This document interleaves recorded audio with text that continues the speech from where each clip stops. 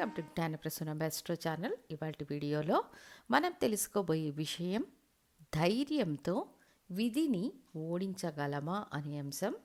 ఇక ఒక జాతకంలో 3 రకాలైన లగ్నాలు ఉంటాయి. ఒకటి, మనం జన్మించినప్పుడు సూర్యుడు ఉదయించే స్థాన ఆధారంగా లెక్కించబడే ఒరిజినల్ లగ్నం.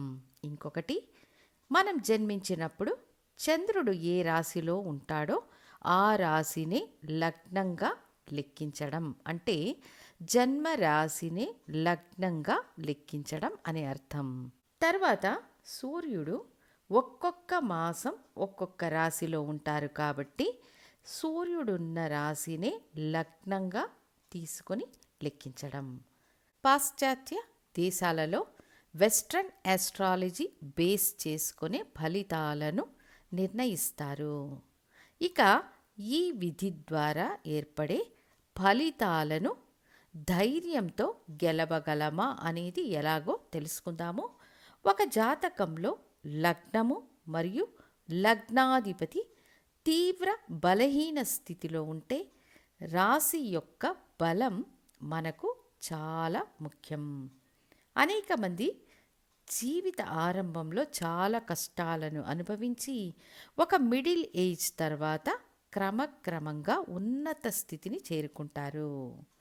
ఒక కళారంగంలో కానీ, రాజకీయాల్లో కానీ, లేదా మరే ఇతర రంగాల్లోనైనా సక్సెస్ సాధించిన వ్యక్తులను మనం చాలామందిని చూస్తున్నాము. తీవ్ర అవమానాలను, పోరాటాలను, అవకాశాలు రాకుండా తిరస్కరణలను ఎదుర్కొని వీటన్నింటినీ దాటి అనేక మంది తమ పోరాట స్ఫూర్తితో, పట్టుదలతో పోరాడి విజయం సాధిస్తారు. ఈ విధంగా పోరాడి గెలిచే వ్యవస్థ ఎవరు ఏర్పరచుతారు అంటే చంద్రుడున్న రాశినాథుడు ఒక జాతకంలో బలంగా ఉన్నట్లయితే లగ్నం, లగ్నాధిపతి తీవ్రంగా స్పాయిల్ అయి ఉన్న జాతకుడు మధ్యమ వయస్సు నుండి జీవితంలో ముందుకు సాగుతూ ఉన్నత స్థాయికి ఎదుగుతాడు. ఒక ఉదాహరణ జాతకాన్ని చూద్దాము. ఒక జాతకుడు మేష లగ్నంలో జన్మించి ఉన్నాడని అనుకుందాము. లగ్నంలో శని, రాహువు, లగ్నాధిపతి కుజుడు కర్కాటకంలో నీచం అనే స్థితిలో ఉన్నాడు. లగ్నాధిపతికి స్థానమిచ్చిన అధిపతి చంద్రుడు సింహంలో ఉన్నాడు. రవి భగవానుడు కూడా ఉన్నాడు. అప్పుడు లగ్నంలో పాపగ్రహాలు, లగ్నాధిపతి కుజుడు నీచం, నిష్బలం, స్థానమిచ్చిన అధిపతి చంద్రుడు అమావాస్య యోగంలో ఉన్నాడు. బట్ రాశినాథుడు రవి స్వంత రాశిలో మూల త్రికోణ బలంతో ఉన్నాడు. ఈ రవి చంద్రులను కుంభంలో ఉండి గురువు వీక్షిస్తున్నాడు. లగ్నానికి శుభగ్రహ వీక్షణ లేదు. లగ్నాధిపతి బలహీనంగా ఉన్నాడు. లగ్నాధిపతికి స్థానమిచ్చిన అధిపతి చంద్రుడు బలహీనంగా ఉన్నా రాశినాథుడు బలంగా ఉండడం, రాశినాథుడు భాగ్యాధిపతి అయిన గురు వీక్షణలో ఉండడం వల్ల ఈ జాతకుడు విధిని ధైర్యంతో ఓడించగల సామర్థ్యాన్ని కలిగి ఉంటాడు. లగ్నం బలహీనంగా ఉన్నప్పుడు బాల్యం చెప్పుకునేంత గొప్పగా ఉండదు. అనుకున్న చదువును చదవలేరు. తల్లిదండ్రుల సహకారం పెద్దగా ఉండదు. దేహ ఆరోగ్యంలో ఇబ్బందులు, ఇలా ప్రతి విషయంలోనూ ఒంటరిగా ద్వేషించబడి శిక్షించబడతాడు. అయితే పంచమాధిపతి, రాస్యాధిపతి రవి బలంగా ఉండడం వల్ల అన్నింటినీ సహించి జీవితకాలంలో ముందుకు వచ్చే తీరాలనే దృఢ సంకల్పంతో ఖచ్చితంగా విజయం సాధిస్తాననే ఆత్మవిశ్వాసం, నమ్మకంతో, ఇక్కడ నమ్మకం ఆత్మవిశ్వాసానికి కారకుడు రవి భగవానుడు.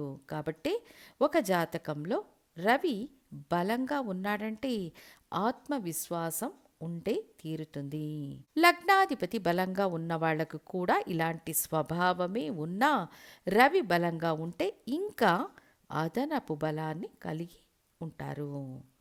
సో సంపాద్యకారకుడనే రవి భగవానుడు రాశినాథుడై మంచి స్థితిలో ఉంటే జాతకుడు విధిని ఓడించే గెలుస్తాడు.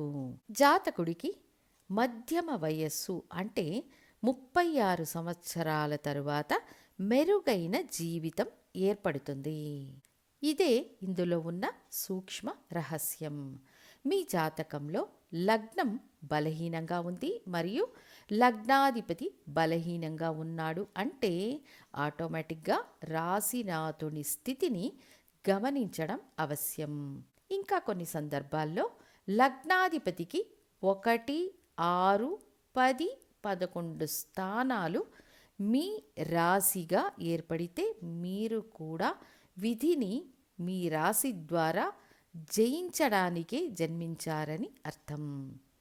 రాశి 3, 6, 10, 11 అనే ఉపచయ స్థానాల్లో రాశి అమరి ఉంటే లగ్న బలహీనతను అధిగమించి జీవితంలో విజయాన్ని సాధించడానికి జన్మించారని అర్థం చేసుకోవాలి. దీనికి కూడా ఒక ఉదాహరణ, ఒక మీన లగ్నానికి గురువు మకరంలో నీచమనే స్థితిలో ఉన్నాడు. స్థానమిచ్చిన అధిపతి శని భగవానుడు పెద్దగా మంచి స్థితిలో లేడు అన్నప్పుడు ఇక్కడ వృషభ రాశి కానీ సింహరాశి కానీ ధనుస్సు రాశి అయ్యి ఆ రాశ్యాధిపతి బలంగా ఉన్నాడంటే విధిని ఓడించే వ్యవస్థ ఏర్పడుతుంది. కాబట్టి లగ్నం బలహీనంగా ఉందని, లగ్నాధిపతి బలహీనంగా ఉన్నాడని ఆందోళన చెందే అవసరం లేదు. సహజంగానే 40 సంవత్సరాలకు చేరుకున్నప్పుడు రాశి యొక్క బలం యాక్టివేట్ అవుతుంది. ఈ రాశి చక్రం రాశినాథుడు జాతకంలో బలంగా ఉంటే విధిని ఓడించే అవకాశం ఉంటుంది అని తెలియజేస్తూ మళ్ళీ ఇంకొక ముఖ్య వీడియోతో మీ ముందుంటాను. ధన్యవాదాలు.